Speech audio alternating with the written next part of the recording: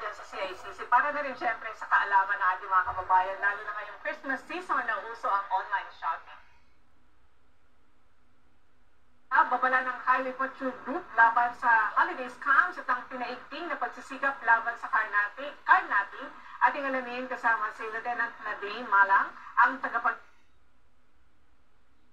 mo para mula dyan sa CICC para na rin syempre sa kaalaman ng ating mga kababayan, lalo na ngayong Christmas season na uso ang online shopping. We've seen it this year already, and they're using sustainable fuel, which is great. Hi, sir. Welcome back sa Showtime. Hello po, sir. Hello po, sir.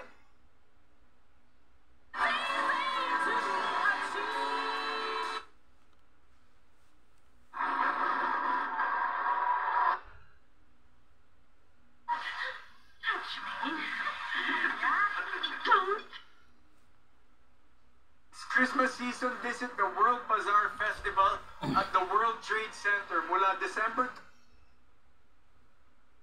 12 hanggang December 21, 2020.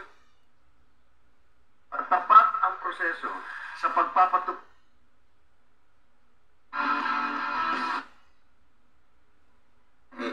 No? Makoy! Oh, Mami!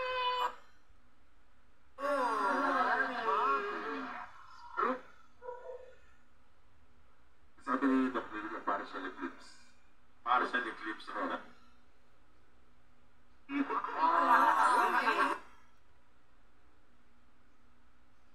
Kayo, Makari! Oh, Mami! Congratulations! Dahil sa inyong masarap na Mami expression, lahat kayo merong Espanto.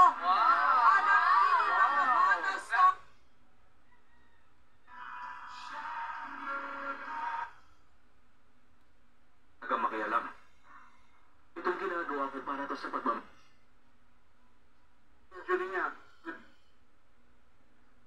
Please. That actually we all need to our homes. Yun! Yan ang...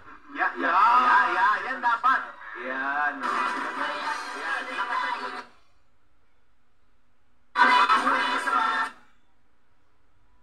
Hospital para malapatan ng Pangunang Lunas. Mga sugat sa kanyang binte, habang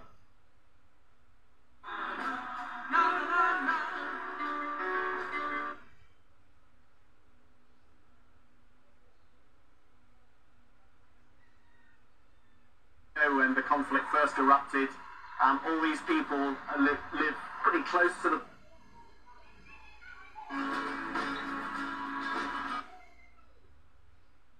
standards and embrace his own more profound. Naitala sa unang araw na Nationwide Transport Strike ng Grupong Manibela ayon sa Philippine National Police. Sinabi ni Ating Chief Minister Lieutenant General Mr. Melencio Tartatos Jr. na maakay dinapoy ang mga pulis para masas...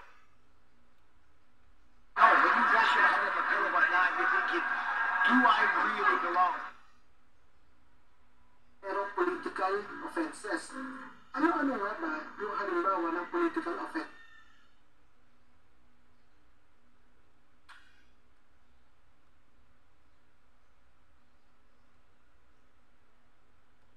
Thailand and of course Team Philippines has opened a filmmaker shop. Paano yung wala din sa muna lowest bidder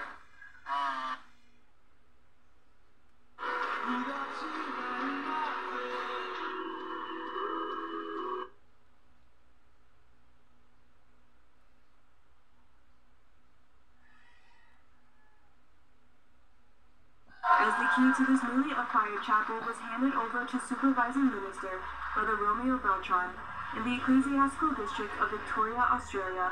Members walked through it. It will soon become.